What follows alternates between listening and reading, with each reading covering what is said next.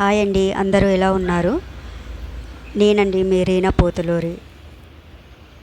మన ఛానల్ చూసేవాళ్ళు please subscribe చేసుకొని ఒక లైక్ ఇవ్వండి, వీలైతే షేర్ కూడా చేయండి.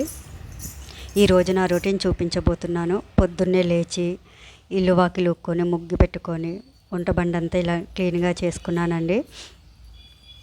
ఇంకా మన రోజు పనిలోకి వెళ్ళిపోవాల్సిందే. పొద్దున్నే లేవకుంటే పని అస్సలు అవ్వదండి. పిల్లలు స్కూల్కి పంపించడం, ఆయన ఆఫీస్కి వెళ్ళిపోయిన తర్వాత మిగతా పనులు చేసుకోవడం చాలా లేట్ అయిపోతుంది పొద్దున్నే లేవకుంటే. అందుకే డైలీ 6 కల్లా లేచేస్తాను. ఎప్పుడైనా ఒంట్లో బాగాలేనప్పుడు మాత్రమే లేటుగా లేవడం జరుగుతుంది. మీకు ఒక విషయం చెప్పాలండి, మనము ఏదైనా ఒకటి చేసుకోవాలి, ఏదో కొంచెం బయటికి వెళ్ళడం కుదరదు కాబట్టి ఇంట్లోనే ఉంటూ ఏదైనా చేసుకుందామంటే మన ఇరుగు పొరుగు వాళ్ళే మనని చులకనగా చూస్తారండి. అవసరమా ఇది వీళ్ళకి, అలా ఫోన్లో కనిపించడం అవసరమా అని చెప్పేసి ఏదో ఎత్తుపొడుపు మాటలు అంటూ ఉంటారు. నేను చాలా ఎదుర్కొన్నానండి, చాలా అంటే చాలా ఎదుర్కొన్నాను. ఈమె ముఖానికి యూట్యూబ్ స్టార్ట్ చేస్తుందంట, యూట్యూబ్లో కనిపిస్తుందంట అని చెప్పేసి చాలా నవ్వుకున్నారండి. ఇంకా నేను కూడా ఆ మాటలకి చాలా బాధపడిపోయి 1 సంవత్సరం అయితే చేయకుండానే ఆపేశాను. అసలు నాకు మానిటైజేషన్ అనేది ఏం అవ్వలేదండి. కానీ వాళ్ళ మాటలకి విని మా వారైతే నన్ను నీ ఇష్టం, నీకు నచ్చినట్టు చేసుకో అని చెప్పారు. కానీ వాళ్ళ మాటల వల్ల నాకు బాధేసి ఆపేశాను 1 సంవత్సరం అయితే. ఆ తర్వాత అనిపించింది, నాకు ఎలాగో పిల్లల వల్ల బయటికి వెళ్ళి ఏదైనా పని చేసుకోవడం కుదరట్లేదు. ఎవరో ఏదో అన్నారు కదా, మరి వాళ్ళు వచ్చి నాకైతే పెట్టట్లేరు కదా ఇంకా అని చెప్పేసి నాకే అనిపించి మళ్ళీ స్టార్ట్ చేశానండి. స్టార్ట్ చేసిన తర్వాత అయితే ఇదే ఫస్ట్ లాంగ్ వీడియో అండి. ప్లీజ్ మన ఛానల్ని అయితే మీరు చూస్తూ ఉండండి, ఇలానే ఆదరిస్తూ ఉండండి. విషయమే, సో నన్ను సపోర్ట్ చేయండి. నన్ను మీరు ఇలాగే సపోర్ట్ చేస్తూ ఉంటే నేను ఇలాగే ముందుకు వెళ్తానండి. ఇంకా ఇదంతే నా డైలీ రొటీన్, ఇంతేనండి. పొద్దున్నే లేవడం, ఇల్లు వాకిళ్ళు ఊడ్చుకోవడం, వంట చేసుకోవడం, పిల్లల్ని రెడీ చేసి పంపించడం. ఈరోజైతే నేను పిల్లల కోసం క్యారెట్ ఫ్రై చేశాను. ఇంకా మా కోసం అయితే పాలకూర పప్పు అనేది చేశాను.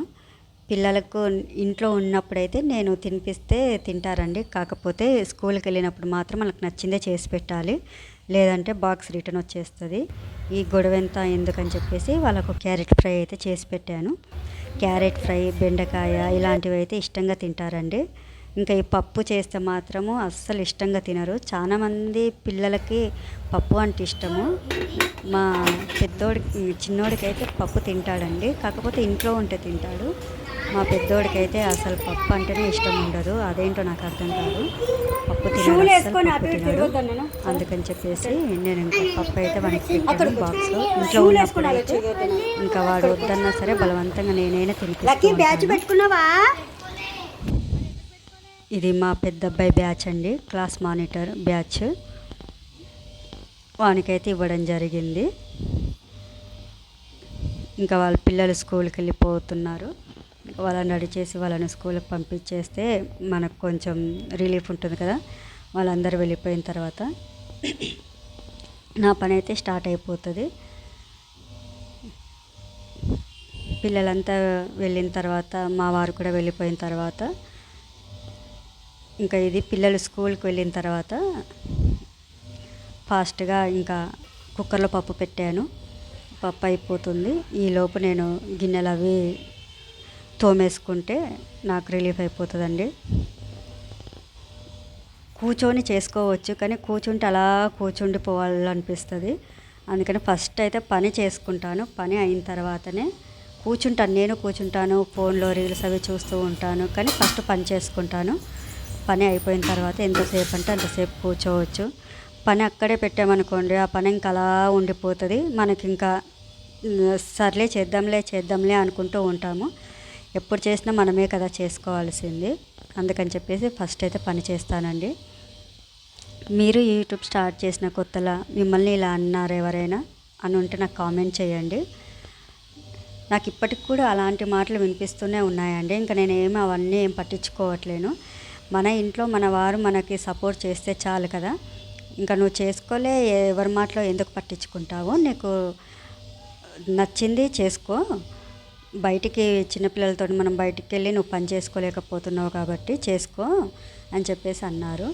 కాకపోతే రిలేటివ్స్లో కూడా ఏ అవసరమా అని చెప్పేసి మా వారితో అన్నారంట.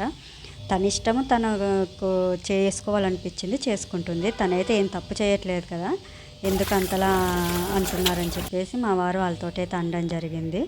సో అందుకని మా వారు అయితే చెప్పడం నాకు చాలా అంటే చాలా మంచిగా అనిపించింది.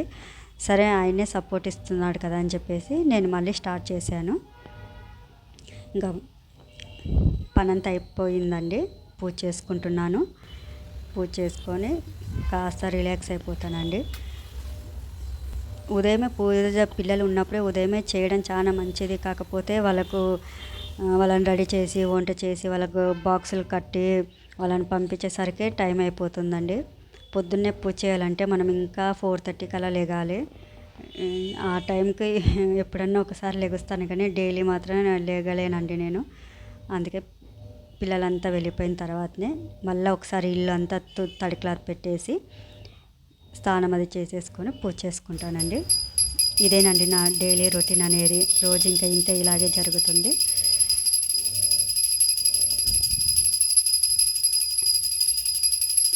మీరు నా ఛానల్ని ఫాలో అవుతూ ప్లీజ్ నన్ను సపోర్ట్ చేయండి. పేరు పేరున మీకు ధన్యవాదాలు తెలుపుకుంటానండి. నా వీడియో కనుక మీకు నచ్చినట్టయితే ప్లీజ్ సబ్స్క్రైబ్ చేసుకొని ఒక లైక్ ఇవ్వండి, కామెంట్ చేయండి. మీరు మీ జీవితంలో ఎదుర్కొన్న సమస్యల గురించి, చుట్టుపక్కల వాళ్ళు, మన రిలేటివ్స్ గురించి. థ్యాంక్స్ అండి, థ్యాంక్ యూ సో మచ్.